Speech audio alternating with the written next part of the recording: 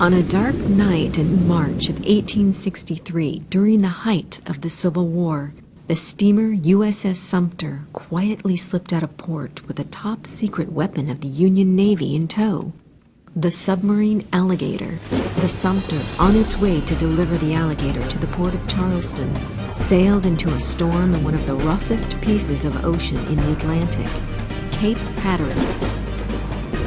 In order to save itself and crew, the Sumter cut the tow line to the Alligator. The Alligator disappeared beneath the waves, sinking into historical obscurity. Until recently, NOAA, the U.S. Navy, and other partners have launched an effort to try and locate the wreck of the Alligator and fill the historical void that was created over 100 years ago.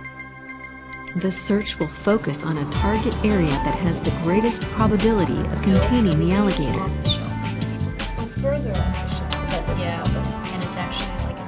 We do not know where the Alligator is a fact. We have a number of targets here that we have to go back to determine is or is not. The odds of any target this early in the search being hit very, very low. But it takes luck to find these things. Anything can happen. You never know. It is a needle in a haystack. The Hunt for the Alligator is an exciting project that combines history, mystery, and technology. And through the Hunt for the Alligator, we hope to inspire the public to learn more about oceans, sciences, technology. There's a number of different types of acoustic equipment that we can use to look for underwater sites. Side-scan sonar is one example of a towfish. It's a unit that is towed behind the vessel, and it's equipped with these sonar transducers that send out energy. It's acoustic energy, it's sound waves. These sound waves propagate down to the seafloor, and they're reflected back and recorded by the instrument.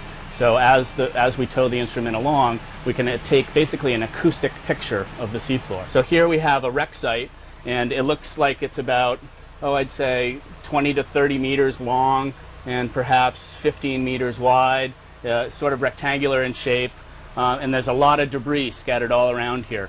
And when we went over it with the side-scan sonar, we're getting clear targets with the sonar. We also got clear targets with the magnetometer, telling us that it's probably a metallic or man-made item. In our search for the Alligator, we're relying on side-scan sonar. We're also relying on magnetometer data. A magnetometer is another technology used during the expedition to help scientists locate metallic objects on the bottom. Even when they are buried in sand, the Alligator with its iron hull would show up as a well-defined target. The limitation is the width of the actual search area on the bottom and the depth of the water. Because the ocean floor is very irregular and extremely deep in some areas, it's hard to pull a towfish over the bottom. The area the magnetometer actually sees is very narrow, so it's difficult to cover every square inch of the bottom in such a big target area. Another survey tool that's frequently used in finding shipwrecks is multi-beam sonar. It's mounted underneath the ship and measures a whole swath about the size of a football field as the ship drives along. The Alligator was only 30 to 46 feet long and 4.5 to 6 feet wide. Looking for something this small in a vast ocean is very similar to looking for a needle in a haystack. And if this wasn't challenging enough, the search crew must also take into consideration and allow for extra time for weather, bad weather. Today we started off bright and early under a nice clear sky, although we knew that weather could pose a problem. In fact, weather is what kept us in yesterday. We were supposed to be out here surveying yesterday, and instead we were pierside the entire day. High seas and high winds prevented us from going out. It was weather that caused the Alligator to be lost at sea. This area of the Atlantic is known to be treacherous in bad weather. On that fateful night in 1863, the steamer Sumter and its tow, the submarine Alligator, didn't have the advantage of NOAA Weather Service reports to know what they were steaming into. Today, weather plays a critical role in current expeditions to search for the sub. We have the accuracy and technology of long-range forecasting to let us know when to stay in port. In 1863, this was something the crew of the Sumter did not have.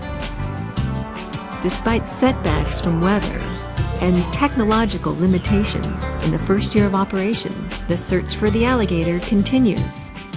Through this search, we hope to inspire you to learn more about our oceans and about our nation's rich maritime heritage. The hunt for the alligator combines history, mystery, and technology. If we can find the alligator, we can find anything. So come and join us on the hunt for the alligator.